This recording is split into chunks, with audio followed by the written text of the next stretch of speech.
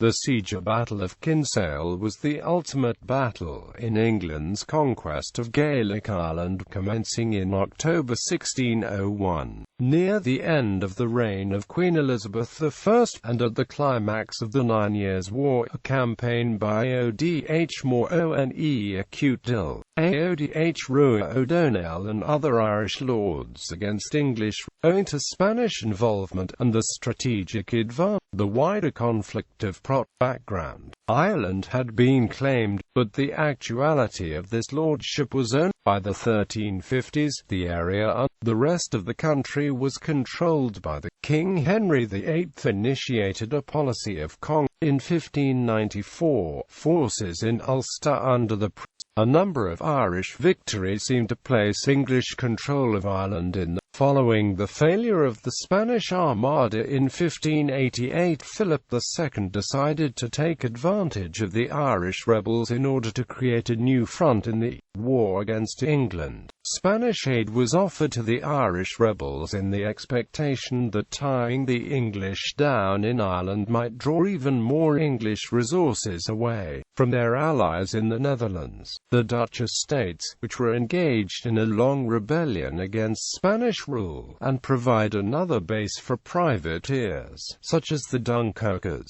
to disrupt English and Dutch shipping. The Second Spanish Armada aimed at supporting the rebels, however, was smashed by storms off Cape Finisterre in October 1596. The ill Philip sent forth another armada the following year, but this failed too due to storms, bad luck and ill planning. Spanish landing. After Philip II's death, Philip III continued to provide direct support to the Irish rebels fighting England. In 1601, Philip sent Don Juan del Aguilar and Don Diego Brochero to Ireland with 6,000 men and a significant amount of arms and ammunition. Bad weather separated the ships, and 9 of them, carrying the majority of veteran soldiers and gunpowder, had to turn back. The remaining 4,000 men disembarked at Kinsale, just south of Cork, on the 2nd of October 1601. Another force commanded by Alonso de Ocampo managed to land at Baltimore. The Spaniards rushed to fortify precarious fortifications to withstand the approaching English armies. While the Spanish army had secured the town of Kinsale, they failed to expand the base into the surrounding region and were vulnerable to becoming besieged by English forces. On hearing of the Spanish landing, Charles Blount, Lord Mountjoy, the assigned Lord Deputy of Ireland, weakened the garrisons around the Pale and rushed to Kinsale with as many men as he could take. Siege. On the 2nd of October, Mountjoy laid siege to Kinsale and reinforcements were brought in through Oyster Haven, bringing the army's complement up to 12,000, including a large force under an Irish nobleman, Donogh O'Brien, 4th Earl of Thomond. However, many of these were Irish levies and many were not suited to siege warfare, especially in winter. Many fell ill, leaving about 7,500 capable of fighting.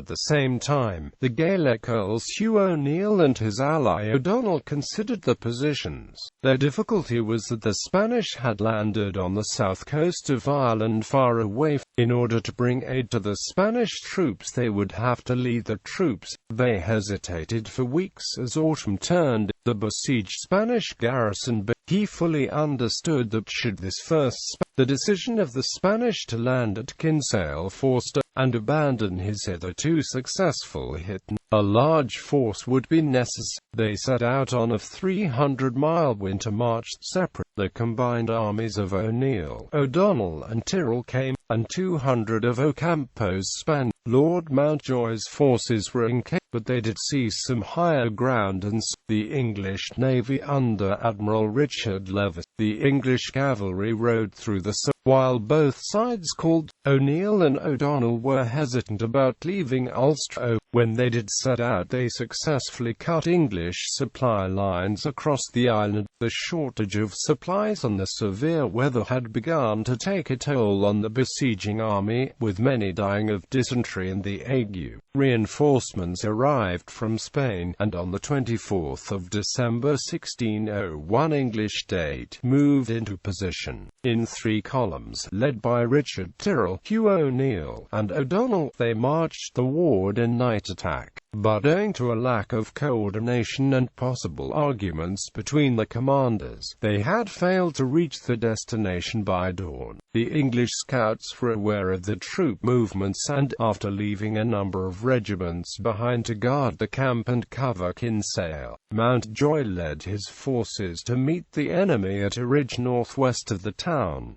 Battle of Kinsale. O'Neill controlled the ridge, and intended to fight for it, with support from Aodh O'Dónaill and Tyrrell on multiple sides. Aodh, the Spanish commander, was an experienced soldier and put up a fierce defense. His instructions were, however, to hold the town until the Irish army came down from Ulster to combine with them. When neither of his allies showed signs of movement, O'Neill ordered a retreat into the marshes, hoping to mar the English cavalry in the soft land. In the end, the Irish were overpowered by the English cavalry, who charged through O'Neill's men, and prevented a flanking maneuver by O'Donnell. The tactics showed that the Irish foot were poorly trained for open field fighting and the formation of the hollow square. It also showed up the English cavalry techniques using the lance as compared with the Irish method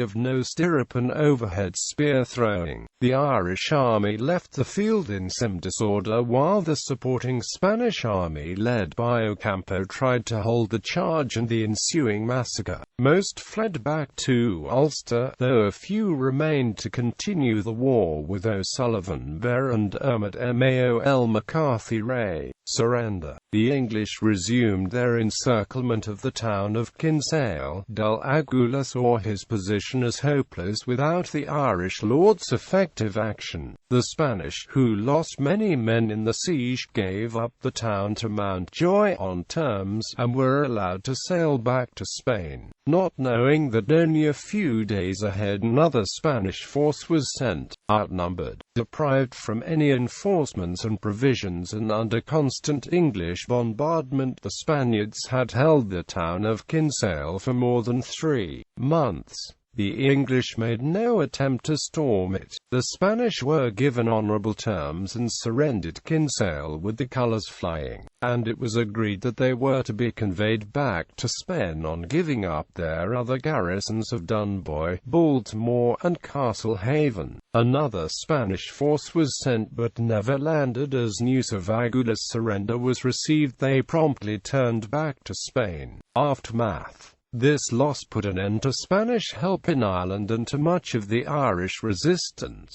The Ulster forces returned to the home province, and after 2 more years of attrition the last of them surrendered in 1603, just after the death of Queen Elizabeth.